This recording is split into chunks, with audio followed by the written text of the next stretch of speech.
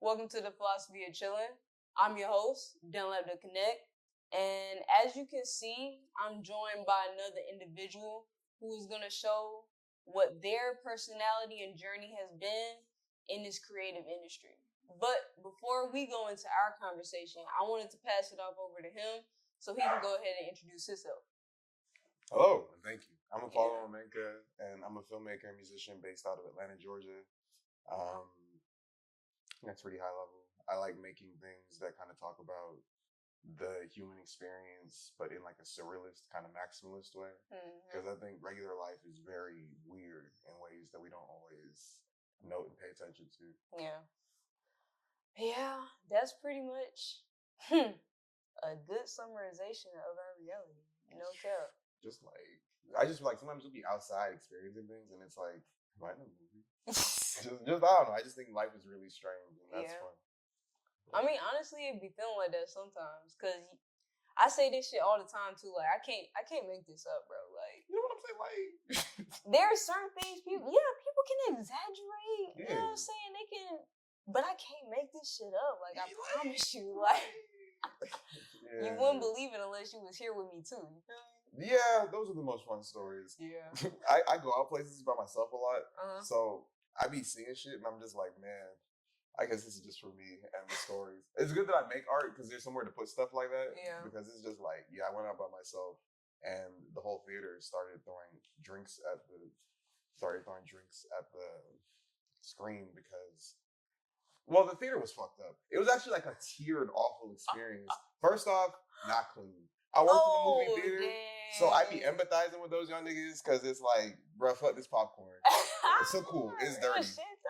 Then it's like, it's cold in here. And that would be fine, but like, it's like really cold. Yeah, it is. And then the movie starts and the lights don't go down. And it's like, this is like a really like weird, like arty movie. So they're already not going to like have a lot of screenings of it. So me and the 12 other people in there are like, we really wanted to see this movie. Yeah. But then like maybe 20 minutes into the lights being on while the movie's starting, the sound stops working. 20 minutes? And mind you, during these 20 minutes, everybody, you know those people in the theater who like telling jokes? Yeah. Yeah, when shit goes bad, they like telling other things. These niggas, the complaints started building up. And niggas started throwing shit, and I'm like, man. I can't make this shit up. You know what I'm saying? So I just went to another movie, but yeah. Damn. Yeah. That's just like trying to have like a chill Thursday. So it be like that though. I just came out with the best intentions and now here we are. Yeah. What? Yeah. I feel that. Which is honestly, I appreciate that story because it goes directly into what I wanted to talk to you about today. And essentially what I wanted to explore with you was how to just understand you. Like, I when I first met you, I was like, okay, I don't know if this man is an artist or not, but it's something about your energy level where it's like, okay, I can see it. So then after I met you, I'm like, okay, cool. He is an artist because it was a part of that docu-series. Yes, with Dominic Simone. And when that was transpiring, I was like, okay, your artistry is literally like not a compilation of just your personality alone, but it also showcases the experiences that you've been through, but they're all specific to you. And for your type of music, I'm not gonna lie, somebody can listen to it and be like, bro, this may not be me and my type of music. But when you see you perform, like, obviously, you can't see you unless you look in the mirror. Yeah. But when I saw you perform, every time, it doesn't matter what conversation you had, it doesn't matter what song, you can see how that song literally immerses you within the atmosphere of whatever you're trying to communicate, and you make the stage yours. So I wanted to ask you, for one, what was it like for you to find your own voice and world in your artistry and walk in that confidently? That's, first off, I appreciate that. I especially appreciate the performance compliment because one of my favorite quotes of all time was from Ye when he was like, "Oh, I'm sad I'll never get to watch me perform." And I be feeling like that sometimes now that I'm like in a good spot. So that's just dope because it took a lot. I think the baseline thing about self knowledge that a lot of people don't do that I find is just like ask yourself, "Am I okay?" or like talk to yourself. Because a couple That's of years, good. you know what I'm saying? Like a couple of years ago, I was talking to a friend of mine, and we were just talking about crash out TV, Mm-hmm. and I just found that the commonality is just people don't, at the end of the day, really like meet with yourself and be like, "What's going on?" Because since I was a little kid, I've always been a big self talker. I talk to myself all the time. Mm-hmm. And yeah, it's like people see it as strange, but people see a lot of shit as strange. And I think from a young age, I just had to like get over that shit Yeah. and just kind of learn when to make it my time. But I've always been very calculated in like, okay, this is how my life's going. Why is it going this way? Oh, this person said this about me. Like niggas would bully me, and I would like take apart like, okay, why did that make me feel this way? Ooh, that's good though. Because it's like, yeah, they were talking about me crazy, but my lips were also chapped as fuck. So it's like there's like good and there's bad in everything, and like I didn't consciously know that that was what I was doing, but I would like always ask myself, okay, what happened? Play it back. Why did this happen? And I think it's just good that I grew up in America because I think this place gives you an opportunity to see movies and TV and kind of like find yourself in that if you like look for it. Because like my friend and lens of view has always been like based on whatever like form of film like I liked at the time. When I was a really little kid, superheroes, I would like think, oh yeah, I'm like Peter Parker, except for yeah. but it's like I'd be like, as I fuck with him because niggas would give him so much shit, and he would still like save niggas. Like Flash Thompson's in danger. Good luck, buddy. You know what I'm saying? But like that's not using your power responsibly, and it's like there's like a gem there. And it's like as I matured, it's like there's an anime phase where I wanted to be like this nigga Lelouch from Code Geass, and it's just like I kind of like use those as like frameworks of like people who I would like look up to like kind of like fit what I was like getting from these answers I would ask myself. But at the end of the day, it all comes back to asking yourself, how am I doing and why? Like you really gotta like plot with yourself about what you're doing, because otherwise, I mean, you can't just live. That's like living like perfect intuition where it's like I just trust my instinct.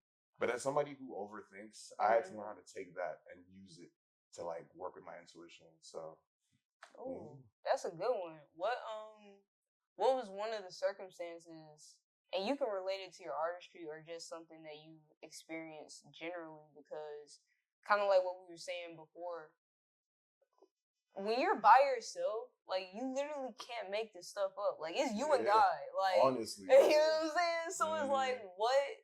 Even if it happened when you were taking one of those tracks or moments just to recollect or what have you, what was one of the moments that made you or inspired a question to where it was like, okay, I need to address this so I can get better in walking in myself?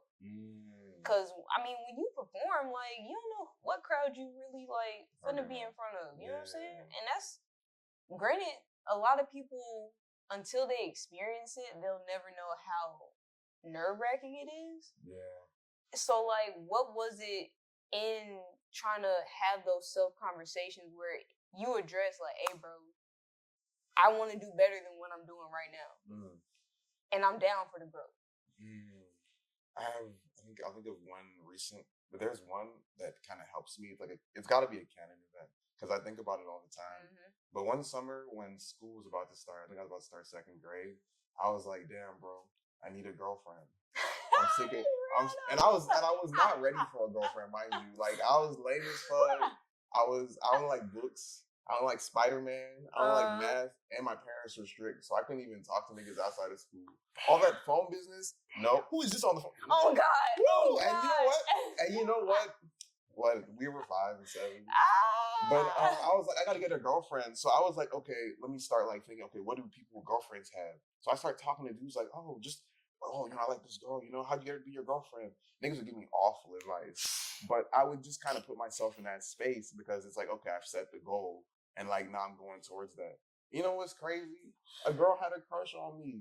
Dang. I couldn't believe it. It was nuts. This girl. See, be yourself. You know what? Dead ass too, because. And she told me in like the most romantic way ever, because I was reading like this. I was in the spies at this time, and I was like reading a bunch of books about ciphers and shit.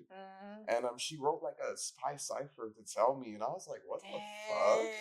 I was so mad because it took me all weekend to solve that shit too. Oh, she's smart as hell. That's I'm saying. Shout out with Keita Wilson, wherever you at. But Shut up.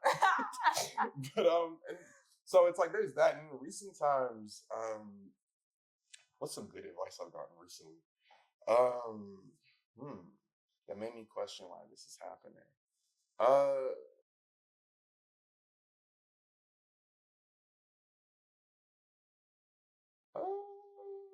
no, these days I feel like I'm doing a lot of like double checking that I'm still like being what I say I am. Where it's like, am I like still like things will go bad, but like, do I still think I'm gonna win? And it's like, yeah, like especially when I'm having the shit is there. As awful as I feel, I always gotta be like, but am I still gonna win? Because yeah, yeah, and it's like little things like that are kind of what I deal with these days. Because I think I've been on like I'm in like a really good spot of like self-actualization. So I've just been going. But yeah, it's been definitely just like checking up on like, do I still believe what I believe in? Because like you're allowed to grow and change, but you should know if you do. You should, because niggas That's be like, a good one. niggas be like, That's a good one. Damn, you start taking niggas be not realizing they're hurt. Like my cousin, bless his heart, be talking about just bad women experience after bad women experience. I'm just like, damn, bro, don't even realize he's starting to hate women, and I don't think. And it's like you should lock in, but all I can do is someone that loves him is just be like, oh, that's interesting. What do you think about you know what I'm saying? You just guide people where they need to be, you know? Yeah, because you can't force it. Exactly. And that's a part of the recipe of understanding the maturity. Yeah. Which is why I dapped you up, because not a lot of people, it takes a lot to be able to tell yourself out of everybody else, yeah, bro, you could have did better. You know, yeah. Like, oof. Especially just bring it back to the performance thing. Like I video most of my performances. I don't post most of them because they're really just game tape. Where it's like you know what I'm saying? Because all I have is the feeling. I literally will ask people that I know like after from was that like on the outside? Because I only have the feeling. And if it felt crazy, I gotta consult the game tape because I won't know. Or if it felt good and the game tape says, but actually. Oh, that's real. You know what I'm saying? It's like, oh damn. Ooh, no, no, being wrong, we glamorize it because we're having a conversation now. But that should be hurting like a motherfucker. Because I recently got good advice. What was this good advice? Because I do remember there was like really good advice that I didn't want to take. And that's a big part of it. You can see it and want to address it, but you also have to acknowledge that you may not want to receive it right now. Yeah, because I took it bad. But then like a week later, I was like, oh, bro, what are you talking about? It's gonna be back to me. Oh, somebody decided to start charging more. Oh, that's real. And the way he said it was crazy. It made me feel like he was calling me broke. Ooh, but he was just like, yeah, bro, with the stuff you're doing, only 25, you should be doing more. And I was like, it kind of hurt me because I'm like, oh, but no, I'm an artist. I do it for the love. And like, I can still do it for the love. But like, I'm hurting because I can charge more. Yeah. Like, I'm in a way also undervaluing myself and my time. Ooh. And it's like, when I first heard it, I was like, ooh, these niggas call me bro. These niggas, they don't make art like me. You niggas are art. You niggas aren't tapping. But it's like, but at the same time, like, I'm in the capitalist system. And nobody sent me to die because I want to make art. So it's just like, when I was able to finally accept that, I was like, okay, well, I could do it like this. And there's always a way, like, everyone's path is like theirs. So it's like, I think the way he said it, like, hit the wall of how I wanted to get that. But I still needed that information. That's real. Yeah. Honestly, I can't be mad at that because that's some growth I've had to go through myself, which is why another question I wanted to ask you, and you kind of touched on it briefly in addressing how you deal with things, but better way to ask this question. What is your vision and where did it come from? Ooh, that's deep. I feel like it's connected back. My vision. I think my vision, if I was going to simply describe it like in its fully formed version, is I simply want any kid that feels like they're weird to understand that's fine. Literally, that's fine. That's good. Because that's good. That's the stuff that like helped me. And I think that's a banger in itself. You know what I'm saying? And like, because like when I was a little kid, I felt this really like intense inner joy. and like I could feel it from inside of me. And my goal from when I was a little kid, I was like, I gotta protect this. Niggas were talking about when you get old, all this bad stuff gonna happen. I was like, not me.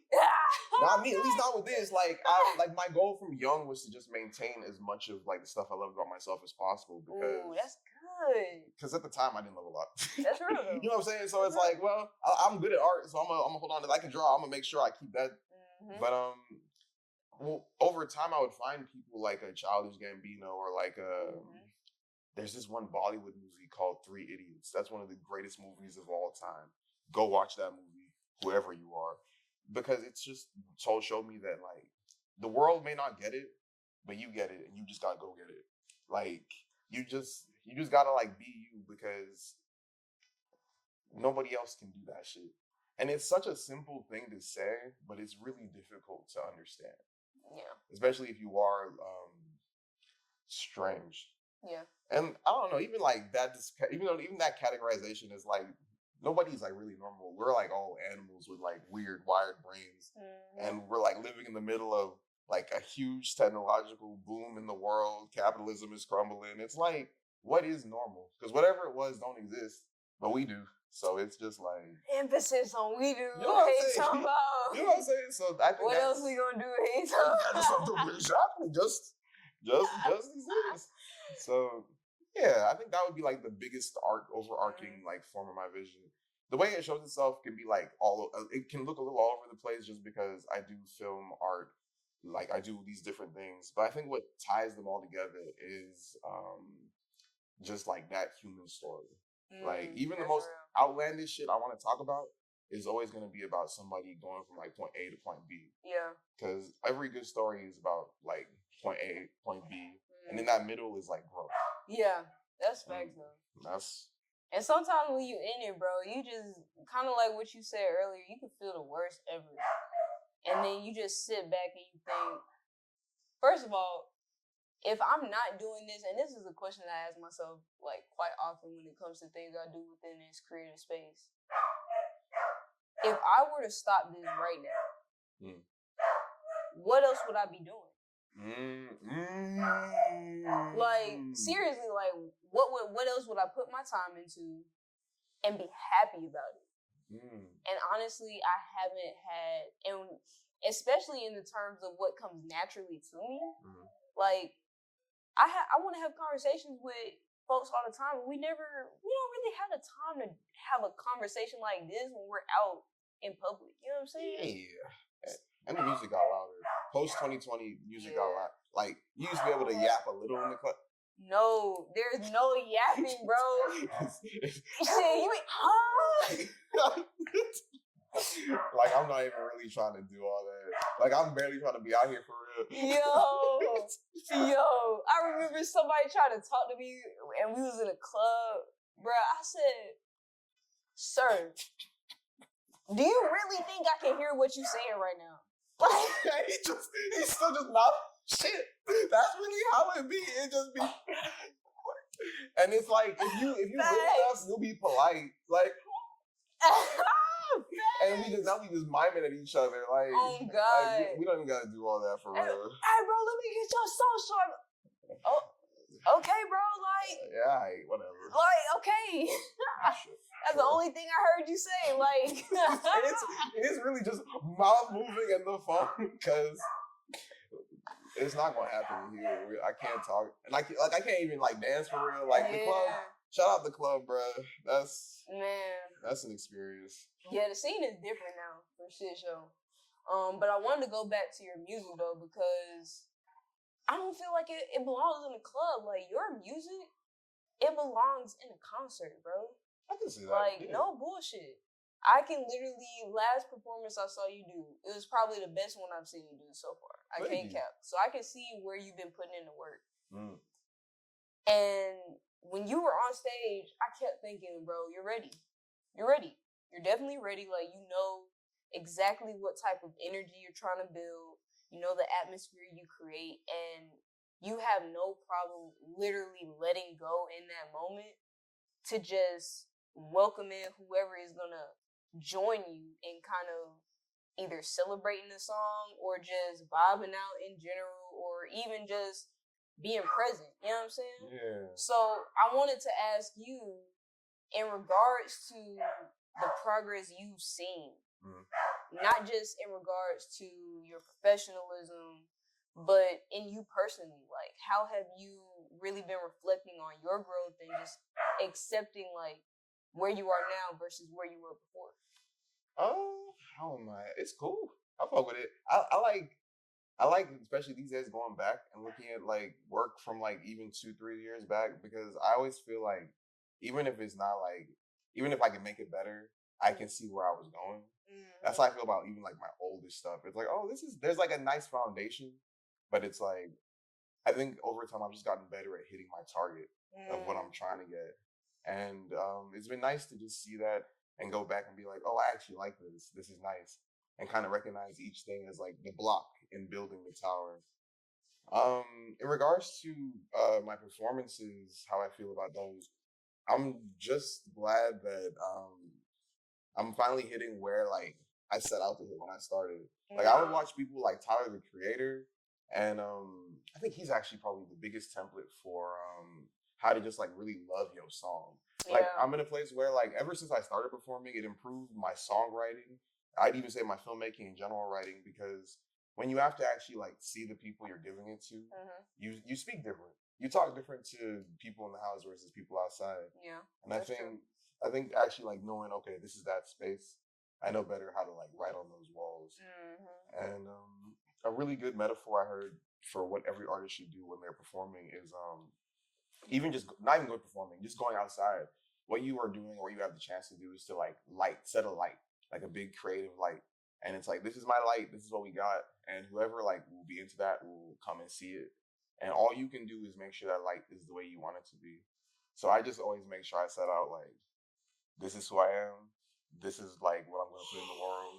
Dang, that was good. Yeah, shout out to whoever scored that is. That was good. Yeah. Yo, no, that's real though, because like you, if nothing else, you have to love what you create more than anybody else, because you're gonna be the main person championing it. Yes. And if you're not the main person championing it and it's your vision, then it's something in your process or in that developmental growth stage that you have to address in order to get to the next level.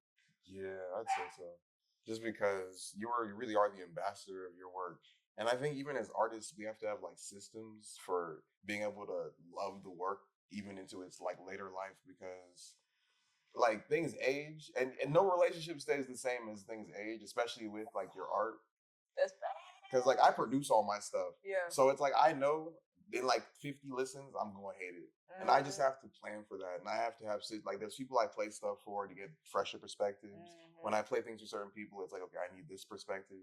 And it's just over time I've just learned like, oh, okay, if I play a song 100 times, I'm going to hate it. In a year, maybe I'll like it again. Maybe I won't. And it's like, what am I going to do to address that so that it can have the best chance of life? That's real. And like all that is just about refining the process, just refining the process. So yeah. That's facts. So in regards to the music that you produce and you make, for me, when I hear it, I don't necessarily focus on the beat per se, but I do focus on the lyricism. And that's with any music in general. And when I listen to your music, it's like repetition cues. Like, okay, the song that you were working on with Captain Clark, and you were trying to perfect the vocal. Oh, that's probably A Letter Angst. Yes. Yes.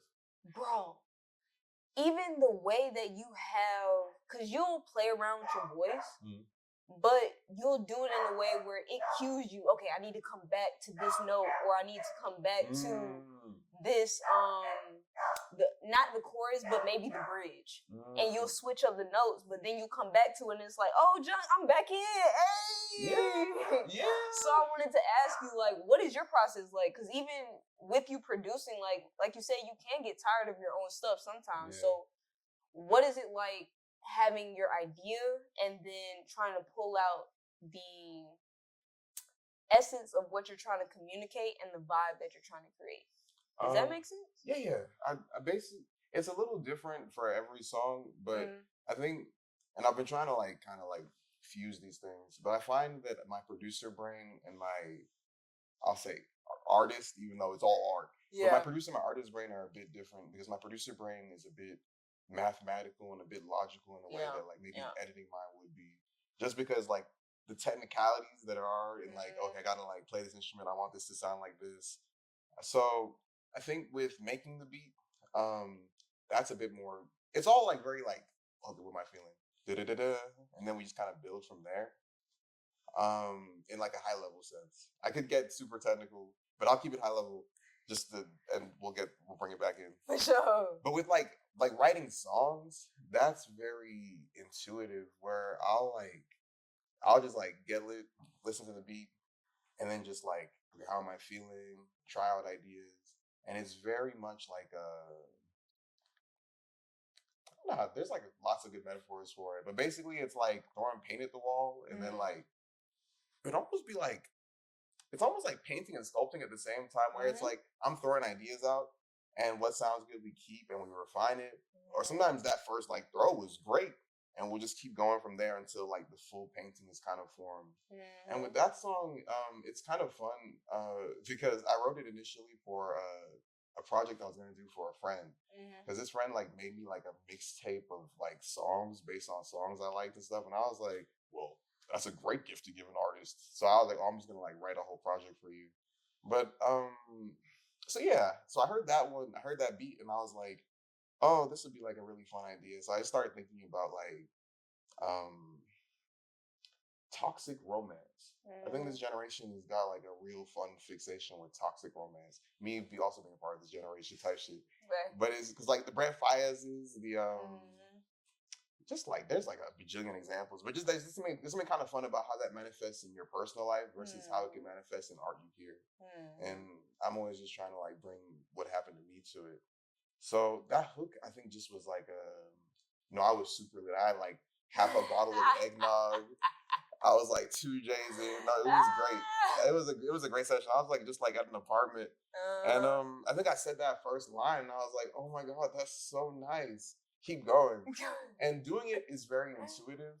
But Rick Rubin described this in probably the best way I can say it. As an artist, all we're doing is like taking in everything and kind of reconfiguring that. So I'll always say like, even like the way you describe, like the way I'd be like doing my voice and stuff like that, Shmino. For sure, like people like that influence me. Rema on the Afrobeat side, Ama Ray. I just kind of take stuff like that and kind of portray that, like lessons I get from those people and like put that back in. I'm a big studier, like all those deconstructive videos behind the scenes, those artists that record themselves recording, I'm in all of that just because I'm like, okay, this is interesting, this is cool. And I like to learn anyway. So it's like, I basically just take all of that. And then when I'm ready to make, I use that. And it's never like oh, I'm gonna do this. It's really just trusting that I'm here, this time is out to create, and I'm gonna do that. And sometimes I get greatness, sometimes I get ass. Yeah, but be like that. It really do. You just have to keep coming back. Yeah. And I think it's just helpful to remember that I am fly. Because like I have stuff. Like I have stuff that exists. That's real. Where it's like, well, I made this, so I can't be that bullshit. It's just today, So it's kind of like that. That's cool.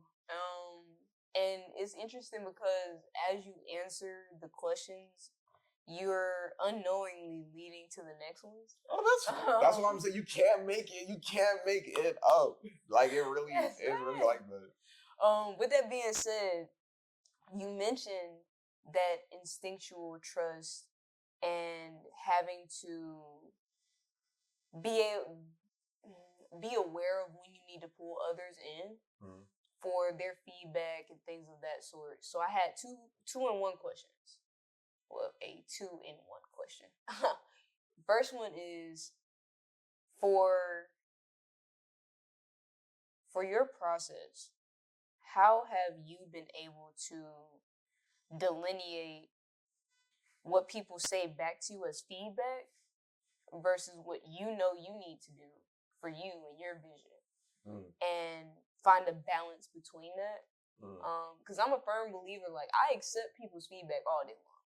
tell me. If you feel like I need to do better, tell me if I'm doing good. Cool, that's fine with me. But I try not to get overly attached to those types of comments and depend on them to come through in order to confirm what I need to do. So for you, which leads into the second part of the question, how did you begin to build that trust in what your instinct is telling you? I think all of this comes down to like, it's gonna sound messed up. I'm gonna bring you to it. It's like a way you gotta like, well, no, it's not that fucked up, but it can sound fucked up how I was gonna say it. Everybody has like levels of taste, and I think when you're dealing with like art from like a creative level, you need to be aware of that, because I've never once in my life set out to impress a Beyonce fan, because that's not what I do. You know what I'm saying? Like I'm not making like I'm not even gonna disrespect that woman by trying. So when people be like turning their nose up at the auto tune and shit, it's like, well, I respect that, because it's not for you. That's fine. And if I let go of that, I can just do what I do the best I can. So like, even if it's like, well, even if that was some shit, it's gonna be the best some shit, because. But to bring it back, it's like people have different taste levels and context for what they enjoy. So I think that's true. When I get people's advice, I primarily take those things into consideration at like the forefront. Like my brother is the person that I'll send everything, because he knows me best in the world and does music. I have two brothers. One brother, he don't do music, but he supports. Shout out to him, I'm saying. But my brother who does do music, like I send it to him because he will understand where I'm coming from, and he's like seen the growth. So his notes I take the most serious, like at like a deep level, because he's not gonna bullshit me, and he also like understands even me where I'm coming from, and our taste levels are in very similar places. He got better taste. He fine. I love him, but so I keep that in mind, and that kind of is how I build that first layer of protection, where it's like if I'm just playing it for like the guys, it's like, okay, well, I know what all y'all like, because if I'm hanging out with y'all, we've had these conversations, y'all play music around me, so it's like if you're getting it, sometimes I'll get stuff from people who I know are gonna hate it, just because I want to know what those people dislike specifically, or like what he's gonna tell me he dislikes. Yeah. And I think if you just kind of start there, that's how you kind of defend just like your base artistic ego, because everybody's got like ego, especially artists. So it's like, I think that requires a level of like defense, just so that you can prepare your own energy for how to like take that. But just kind of knowing that, okay, this person might not like this, because I mean, shit, he know me, and that's like affecting that. Just having that context of somebody's taste can kind of protect you from what that feedback might do if you're sensitive. Because starting off, I was very sensitive. I wasn't trying to play shit for nobody. That's real. Because that's Boo Boo. It's killed many careers, and I'm not trying to hear that. I'm just not trying to hear that yet. So So I guess basically to tie the first part of the question to the second part of the question, over time as I've matured as a person and as an artist, my taste has just increased, because I've taken in more. I know more about myself, so it's like, okay, I know that I like this music here, I like this here, I appreciate this person here. Unironically, Jazz Phase went crazy. Cause that's real. You know what I'm saying? Like that's real. You don't even gotta. You know what's crazy? If you find like good jazz, you don't even gotta force it on young niggas. It's really about like, but like just over time, just hearing more stuff, seeing more stuff. Yeah. There's like hella movies I've never seen, and as I'm seeing them, I'm like, oh, okay, that's where these references are coming from. Deepens understanding. So I think it's really just like, as I've grown, my taste has grown, and I'm like, well, this is fine. 15-year-old me, he would be going crazy if he met me. And I'm so proud of that shit. That's real. So, that's good. That's good. Okay, I got a couple more questions, and then we're going to transition to the last couple minutes of the interview. Cool. I wanted to ask you, honestly, let me save that question for last, because that'll be a cherry topper right there. Let me go back to the days where it was tough. Because I know I enter these episodes not as often as I used to, but often enough to where I get reminded we're still here and we still have some more growth to do. So for you, when it comes to addressing those bad moments, what are some things that you've had to learn about yourself that either helps you see a perspective, either later down? Because you said earlier somebody said something to you and initially you didn't take it well. You took it bad. But that next week you heard it and God dang, I got it. I'm saying you're trying to be in the so anyway. But you did say that somebody had said something to you one week. So next week later, after you digested it, you were able to actually assess it and be like, okay, this is constructive that I can use it to what I'm actually doing. So when you're in those episodes, what is it that brings you out either in awareness of like, okay, you know, maybe I did do this, or okay, maybe I do need to, you know, grow in the ways that this person asked, or nah, I still don't need to do that, but at the end of the day, like I can realize what they're saying in a better way than what I took it initially. Well, what is that process like for you? This is gonna sound counterintuitive, but I kind of just like sit in it. I'm very dramatic. That's real. So like, I was driving back speeding, playing some loud 808s. Like, man, these niggas calling me broke. I'm not broke. I'm him. Fuck these niggas. Because the mature version is supposed to be, oh well, I feel this way, but maybe he has a fuck all that. Only because, and I feel that because I think there was a time where I was like letting niggas walk on me. That's real. And like when I built my sense of confidence, it was great because it came with like a knowingness. I walk more like firm and all that shit. But what also the like black or the white, the yin and the yang of that is just also like you'll take what you don't like personal because it feels like a slight. And you can fight that shit. But I think it would just be better for me as an artist to just sit in it and use it. Like I create great stuff when I'm like in emotional straits. And maybe I can't always create, but I can still like exist and like really like, oh well, okay, if I feel bad, I'm finna just like brood. Like I love going back to that framework of like this is my movie because well shit, if I feel bad and it's outcast outside anyway, I'm just gonna look out the window and be like, I'm just gonna think about that shit. Because the thoughts are kind of like flowing through me anyway. But they can't stay that hot forever, you know. Eventually it's like I'm gonna get over it. I got lots of stuff to do. I'm kind of hungry anyway. So I find there's like a level of acceptance you have to have with your just weaker self because when you try and fight it, it's like quicksand, and it's just gonna make the turmoil worse because now you sad and you fighting it, and it's just like that's true. That's real, bro. That's real. Because it's sinking you as you give it more energy, but it's like you didn't have to do that, but you still gotta let it process through. Because otherwise, where is the energy gonna go? Exactly. Yeah, I feel that. So yeah, I think you just have to, it goes back to like having systems. You just gotta like go through it. And maybe your way isn't like, I don't advise speeding. I think that's a horrible thing to advise people to do. But that's what I do. Like everybody has their thing. Some people have people they can talk to. But I think you just kind of have to determine like what your system is. Because for me, I'm not really big on talking to people about my problems. Just like awesome. But I don't think it's healthy.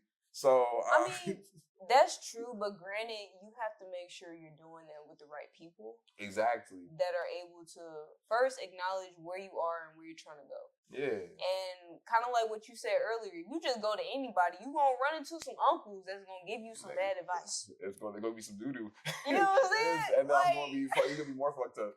I'm trying to tell you. So no, it's definitely good that you've been able to like find your path.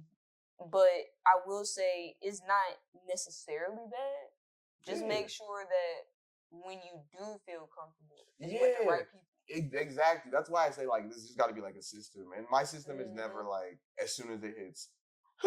Like because I tried that and it don't go well. I'm just like I just need to let the energy off a little bit myself, and it's like it's bad, it sucks, but it's like I gotta just do that, and that's yeah, I think that's kind of how because it do be popping up doubt and all that it comes up, but because like I exercise regularly. You can't. It's very difficult to work out feeling bad at the beginning and coming out feeling bad. Yeah, that's true. You have to like some shit really has to have happened, and now we're getting into like, well, okay, you gotta start stacking stuff on top of each other. Where it's like, okay, I like this space. This is cool. I'll go to this space. Just do that for myself. Like you gotta like give yourself treats sometimes because shit, this life thing is uncertain as fuck. Yeah, so, that's facts. You know what I'm saying? So it's like, if I like Chicago pizza one blue Wednesday where I feel weak, I'm gonna go get me that Chicago pizza. Shit, Yo, that's facts. You know what I'm facts. saying? Fuck it. I used to take myself on dates all the time, bro. It's my, you know what I'm saying? So yeah, I want some salmon. I'm gonna go get some salmon. Like, yeah. And this shit was good. It was good. It was good as fuck. So yeah, you just kind of have to. It's kind of like a combination of like acceptance of that darkness and then just having systems for how to kind of guide yourself back. Yeah. And this all comes back to just like I had to ask myself these things. Like, okay, so drinking crazy didn't work. Maybe next time that's not how we're gonna solve the problem. Yeah, that's real though. Trauma dumping didn't work. Yeah, that's facts though. So maybe next time we're not gonna do that. And that's yeah. facts though. So, that's yeah. real. Which kind of leads me to my next question.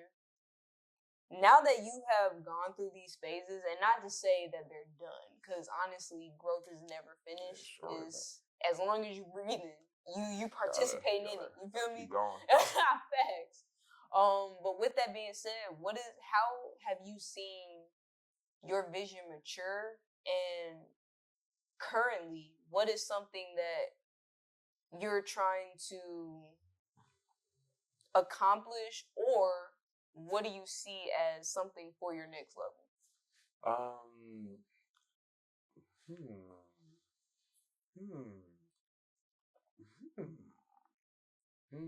Sorry, I'm trying to think because I know the answer. I know the answer. I'm just trying to make sure I synthesize it properly. No, I like it. Bro, the most fucking sound effect. I like that. Because like the meta for being an artist is that you have to be a content creator, and I even like it's kind of ironic. I kind of love that we're in this time where you post it and it goes. I love that because when you like learn the history of the music industry and how sick it is, it like spiritually was always gonna come back where like, nah, the people should fix some of this shit out. Yeah, facts. We're kind of like easing back into like a different kind of like theocracy, but I still think that this time is the time where people choose what they love. Yeah. And Ooh, that was you know what I'm saying? And as an independent artist, that's all you can like really. That's like the best thing for you because it's in your hands what you do. And I'm like blessed that I love like filmmaking and photography too because that's like a leg up where it's like I can shoot my own stuff. But that ironically kind of like opened up like a Pandora's box because I was like, okay, bet I'll do content and I'll just like make a bunch of videos. But what I found was that like my soul like wants me to make movies and like TV. Like I want to make stuff that's like when you watch it, it's like damn, like it cuts just a little deeper. And the thing that I find is that stuff just takes more time. Yeah. Like I've tried, and you can get it. You can get it to a good speed, but like you're never gonna be making this like rotating factory of things that like maybe the people that we see do. And I think I was trying to like I felt I had to do both, or I had to pick one or the other. And I was like, oh, what do I do? My soul, but the art, and they're gonna forget. Like I think I just started worrying about the wrong thing. Because when I really like sat down and like really like straighten out what I want to do, I find that you can do both. You can do what you need to do because like the frequency of what you're doing is going to outweigh like the reality of the situation. Yeah. Like there's always anomalies, and while I'm not saying I'm planning to be the anomaly, I'm for sure gonna have to do it my way because. Oh, this man is talking right now. Just because, like, when I try and do it the other people's way, it's like, I don't know. It's just not. I'm not feeling that. Yo, this man is talking right now. I don't know if y'all are picking up what he putting down, but like, I am. Hey, talking about. I love it. I feel like I'm low key like veering off the question, but basically, can I get the like back half of the question? Yeah. What do you see next for you? Oh. Making movies, making music. I'm working on a film right now, and it's gonna be my first feature length. I've done a few shorts, and the thing I always do when I start big projects is like I'm like, okay, I'm gonna finish it this time. Best laid plans, you know what I'm saying? I get everything put together. Everything's looking great, And something is gonna go wrong. Oh yeah, always. Things delay, things move slower than you want. Thanks. But like, I'm in a great place because I think I'm finally done letting it bother me because it's like, okay, yeah, we can't shoot for like 2 weeks, but what can I do in this time? Yeah. And that was the time I had one of my like better shows of the summer. I had that time to really prep for it, and that was like a lot of fun. So I think because I said I have to do something so big, I just kind of like, I just gotta like deal with the size of that and eat how I can. But well, let me know, bro. We'll talk about it after the show. Yeah, for sure. But yeah, it's just movies, music. So the wheels fall off. Honestly, I don't. When I was young, I thought I was gonna be like on some Tarantino shit with the music, on some 5 albums, 10 mixtapes. But like, I don't know, bro. Putting a limit on how much shit you gonna make. I was just about to say. That's a white man sport, bro. Like, they can really get me up out of here any of these days. Not that's why I see. Like, I'd love to be Johnny Cash, but like a nigga, and like I got 100 projects. That would be fire. But even then, it's also a journey. Yeah, that's true. I think like who knows, in 5 years I'm like, well, I said everything. Yeah, I mean, shoot. Now it's different though, cause like you said earlier, with the history of music, it's kind of distorted the actuality of the truth behind the artistry. Where you can have like those Johnny Cash that have hella songs, and the roster is crazy. But there is the type of artist where they did that forcibly, and then they did that naturally. Like a Prince versus I want to say Gucci, but I don't think did they make him drop all those? Gucci had an interesting situation. He technically had to because he had to get out of jail when he first started and get out that street life when he first started. Yeah. So like there might have been some contracts that were signed when he first got there and was like, all right, I gotta do this in order to get this back so I can be on my own. But like once he was on his own, he just pretty much, yeah. Yeah. And that's true. You really can't guess these things, but I do appreciate that like we're in a space where we know about the business. Like in my mind, I've strategized how I gotta navigate the industry, and I can only do that because we have this information. Yeah, which is helpful because 2000, it's like you kind of just gotta do all that stuff blind. So I really respect other like older artists who were able to maintain their artistry for as long as they could. I stopped judging people who stopped dropping stuff because it's like these companies have a vested interest in controlling how much of your influence you use. Yeah. So sometimes they just don't be wanting to do it no more. They sure don't. They be clunked out hate someone. But I think knowing that just helps me strategize better how to deal with that. Because it's like, if that's not a problem for me, it's not a problem for me. Yeah. And if it is going to be a problem for me, this is how we're going to deal with it. Yeah. Facts, though. Emphasis on that. So we are entering into the last couple minutes of the interview.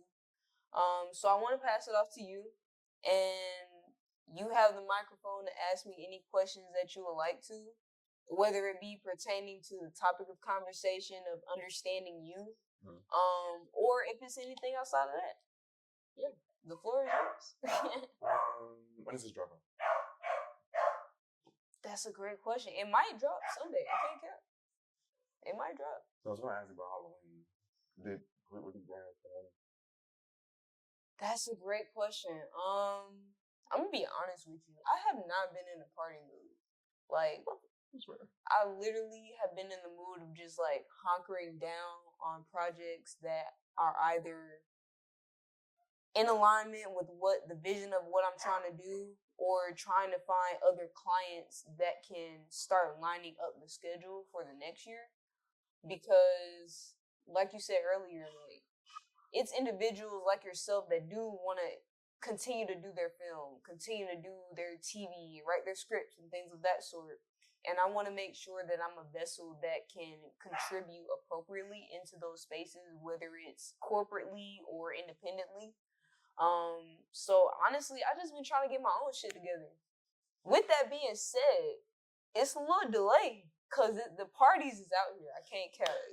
You know, like, you know what I'm saying? Like, I'm not gonna say you. I'm not gonna say you. I'll never be somebody to make somebody go anywhere. Stay at home, my nigga. Shit. But no, that's real. But you know. But I say that to say, like, I've been invited to a couple of things, and I am gonna be outside, but like, I find myself now trying to like be intentional with whose events I'm being outside for. Yeah. Because I can't be down with just going to the parties no more. Like, just any random venue. You know what I'm saying? It smells crazy in here. Bro, it's hot. There's too many people. And what's crazy is the fact that I'm realizing as I mature professionally in this industry, I have a very unique perspective on the logistics of the back end and what people see on the front end. Yeah.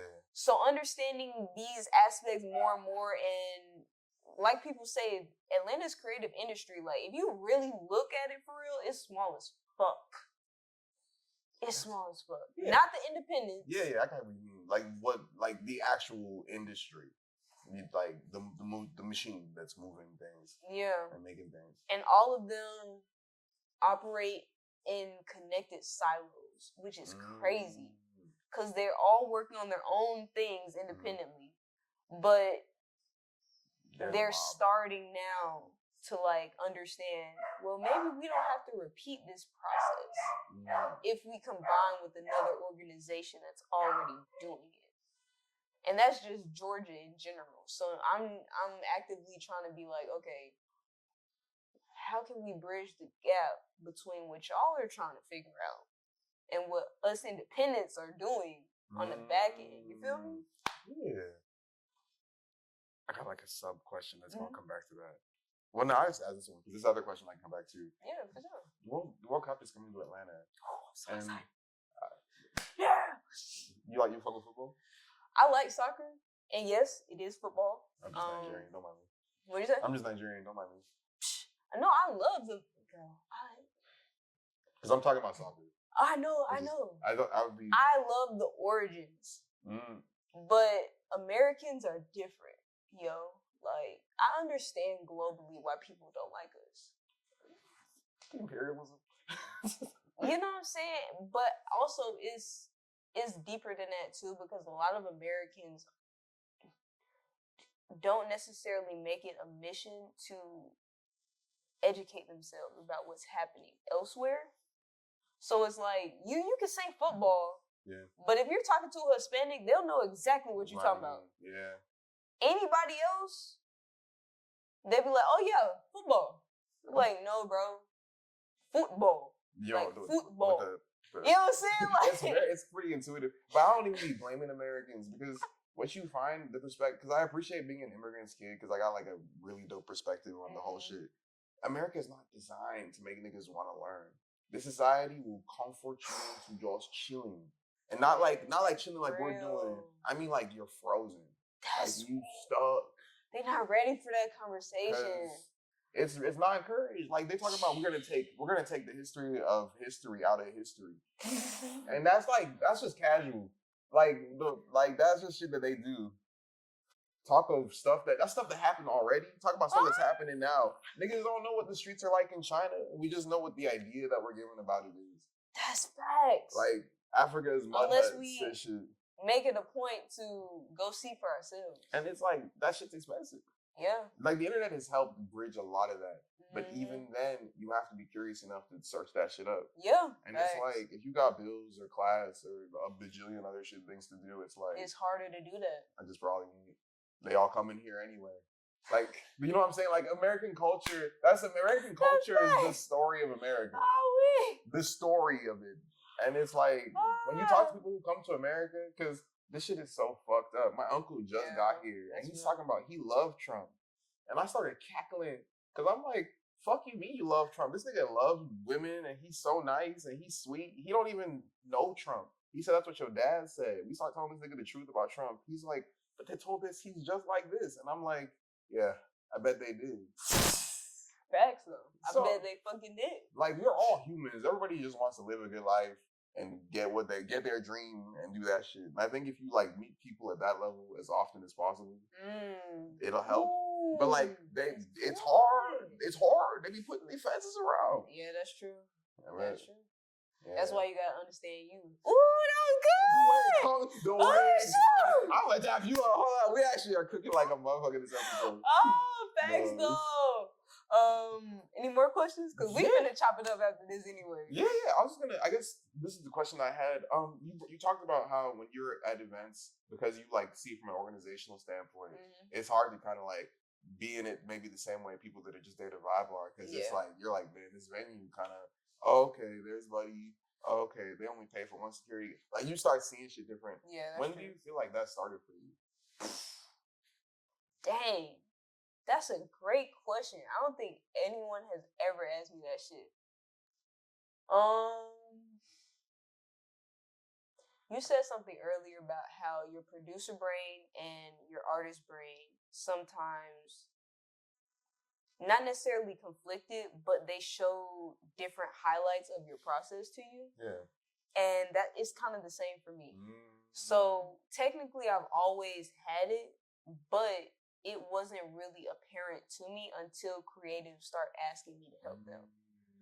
So when they start asking me to help them, I think that was more so around, I was still in college, I believe. So maybe my sophomore year when I came back to Atlanta for summer break, and after that freshman year, sophomore year, I met some people. My best friend at the time, and he introduced me to a platform called The Bucket List, and they brought me on to be a manager, but it started to evolve further to where it was like, okay, y'all need me more than to just manage, because there was a dynamic shift. So I was like, okay, cool. I'll join this group and we'll do what we do. We started going out to like clubs and stuff like that. And I started realizing, for one, I know more people in the creative space in Atlanta than people understand on an outward perspective. Like social media, like we mentioned earlier. A lot of people would be like, yo, you know how many followers? Follow me, I'm not one of them, bro. You ain't gotta follow me. Yeah, I feel that. You know what I'm saying? The phone don't even gotta come out. You know what I'm saying? Like, the phone don't have to come out. But because of the people that I come from and the lineage and history that I have in Atlanta in general, I know a lot more people than people understand I do. So when we would go in these spaces, I'd be like, oh, shoot, I know you. Based off that conversation, they'd be like, oh, yeah, I've been doing X, Y, Z, A, B, C. And as they were talking, I'd be like, okay, this is how you can improve this. This is how you can improve that, because you do have one security right here, but you need somebody in the back right there, because niggas are still crowding around there. Like, you can't do that, bro. Like, that's a hazard. Niggas get shit popped off, and now you don't know what the fuck going on inside your own shit. Like, I'll look for cameras, and half of this stuff came from, like, street influences, too. Like, I can't lie. Like, I'm connected to both sides of what people speak about, both the street and, you know, that corporate organizational, you know, present yourself, you know. Them people. You know what I'm saying? So with that being said, like, I had to find a balance with how I communicated and acknowledged those elements I saw, which is why, for me, before I got introduced to the bucket list, I had already had the idea for the philosophy of Chillin. Because I was like, okay, what is something I can do outside of this corporate level that can also inform people on me and the type of integrity that I'm trying to put into this industry? So the podcast was the only thing, but the thing was, I'm not a natural creative. Like, let me say that again. I'm a natural creative because I have these ideas that I know can be further developed within this space, but I did not associate myself to that. So when that happened and that association started manifesting itself within, you know, collaborating with different artists, I was like, oh shit, I need to figure out how to balance this. You might be. You know what I'm saying? So I was like, oh shit, okay, let me do that. So trying to basically build those relationships to where at least I have resources that can get us to the next level. That's kind of where it came from, because otherwise I thought originally this was only supposed to be something that I utilize to let people know my story. So that's kind of where the foundation of everything kind of started from. Yeah, exactly. That's really dope. That's really, really dope. Do you still feel like would you consider yourself a creative? I mean, I feel like I'm a different type of creative. Yeah, sure. Because my first instinct isn't to make something. It's to help the content that somebody makes expand. Like, that's my first go-to. My first go-to is not necessarily my own stuff. It's like, okay, you just created a short film. Let's make some money, bro. Like, let's make sure anything that you can leverage off of this is yours and that you can allocate it appropriately to who you need to. Yeah. And do that with some integrity. And that's where my focus is. So, like, to answer your question, I'm now forming into the understanding that I am a creative. I just have to hold myself to the same expectations that I would at a corporate level, if that makes sense. I get what you mean. I think it's even just like the thing your artistry per se maybe isn't something like tangible that people see with like songs or movies. It's like how we turn this into opportunity. Yeah, facts. I think that's really cool. And I'm learning that aspect of content creation and things of that sort. Like, that's why I wanted to talk to you so bad, because I was like, you do this, bro. I do that side of it, but you know as we brought before, like the same way that like maybe I like to make the music and movies, I've had to like really learn how to like turn that into opportunity or how to even like market that. And I think that's dope that you just naturally see that, because every artist on earth would love to be able to be like, man, it's done, and make it into money. Nah, usually it's either the next thing or it's like, damn, it's really out of me. So yeah, that's real. So I think that's dope. That's really cool. Thank you. I appreciate that. Yeah. Any more questions? I feel like low key, the second question I was gonna ask, that's actually good. That's a good stopping point. We just talk about that anything later. For sure. And with that being said, as y'all know, this conversation continues without you. Because we have other things to do, and I know you do too. So, as always, it has been me, Dunlap the Connect, and it has been Apollo Omega. And we out of here. Peace.